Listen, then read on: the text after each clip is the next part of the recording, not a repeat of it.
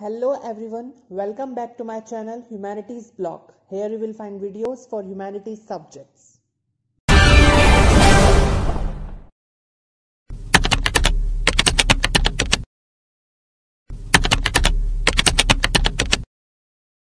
So today I am going to tell you the NCERT question answers and map skills of minerals and energy resources chapter.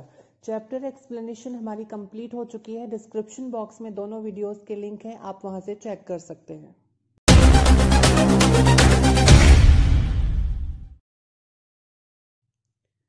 So हमारा first NCERT question is in which one of the following states are the major oil fields located. So सबसे ज्यादा किस state में oil fields हैं? So answer is A, Assam. Next, at which one of the following places was the first atomic power station started. तो India के अंदर तारापुर के अंदर सबसे पहले atomic power station power plant लगाया गया था. So answer is D, Tarapur. Next, which one of the following minerals is known as brown diamond? So we studied coal के description में हमने पढ़ा है brown coal और lignite या brown diamond जो होता है उसको हम lignite कहते हैं. So it's B, lignite. And last is which one of the following is non-renewable source of energy? So according to options, answer is C, thermal, because thermal energy के generation में coal का use किया जाता है जो कि एक non-renewable resource होती है. बाकी ऑप्शंस की बात करें तो हाइडल वाटर से जनरेट होती है, सोलर सनलाइट से, विंड पावर विंड से, और ये तीनों ही हमारे रिन्यूएबल रिसोर्स हैं. So answer is C, thermal power station से जो एनर्जी जनरेट होती है.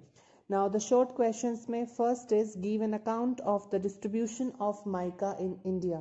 सो माइका का जो डिस्ट्रीब्यूशन है जो हमारे चैप्टर थ्योरी में दिया गया है वो ही इसका आंसर होगा. डायरेक्टली नोट्स में से अवेलेबल है. Next, what is nuclear power? Mention the important nuclear power stations in India.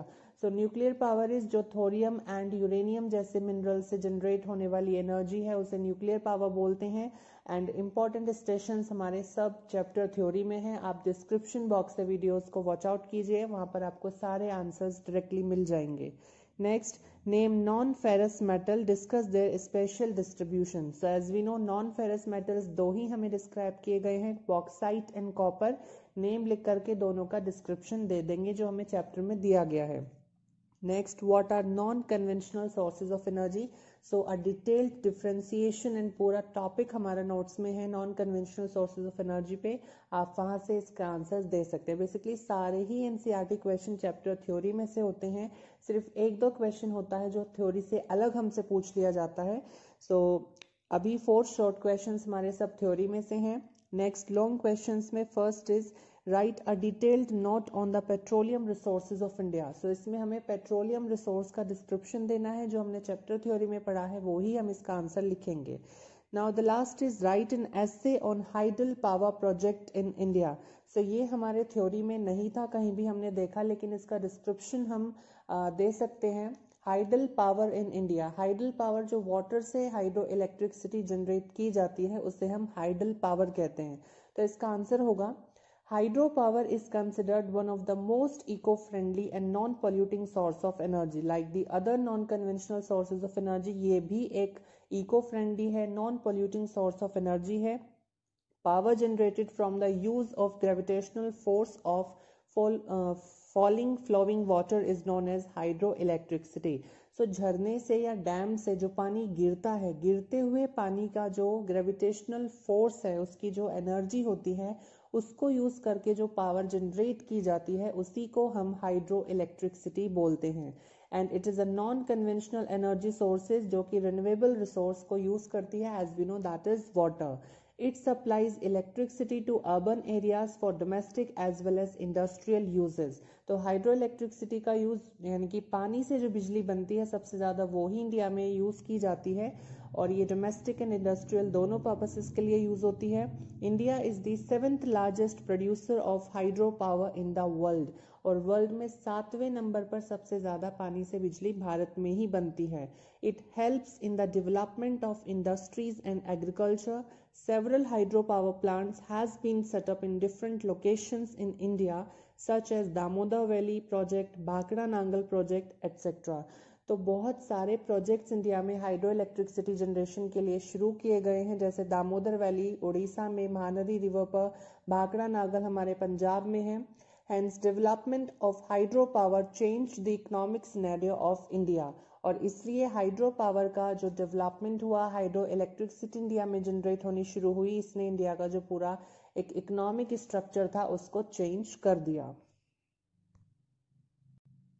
इसके अलावा कोई भी एक्स्ट्रा क्वेश्चन चैप्टर के बीच में नहीं दिया गया है, कोई बॉक्स नहीं दिया गया है जिसपे से क्वेश्चन पुट अप हो सकता है, सब हमने थ्योरी में कंप्लीट कर लिया है। Now it is the time for the map skills.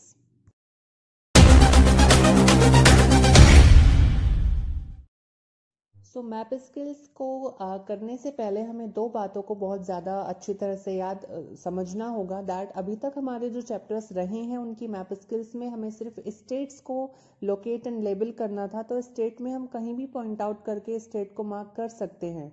लेकिन इस चैप्टर में और next chapter that is manufacturing industries में हमें माइंस को, इंडस्ट्रीज को लोकेट करना है और उसके लिए हमें उनकी एग्जैक्ट लोकेशन स्टेट में मार्क करनी होगी। बिकॉज इफ हमने एग्जैक्ट लोकेशन मार्क नहीं की और कहीं और स्टेट में हमने उसको लोकेट कर दिया ऑन द सेम स्टेट भी, तो आंसर ठीक होने के बाद भी वो कट हो जाएगा क्योंकि हमने एग्जैक्ट लोकेशन मार्क नहीं की होगी। So it is very important कि आप इन दोनों चैप्टर्स के मैप स्किल्स में एग्जैक्ट लोकेशंस को याद करें। इसके लिए आप स्टेट्स के नेम्स भी याद कर सकते हैं, दैट पर्टिकुलर माइन किस स्टेट में है, लेकिन हमें मैप पर स्टेट को मेंशन नहीं करना है, वो सिर्फ अपने लर्निंग के लिए हम स्टेट को याद कर सकते हैं।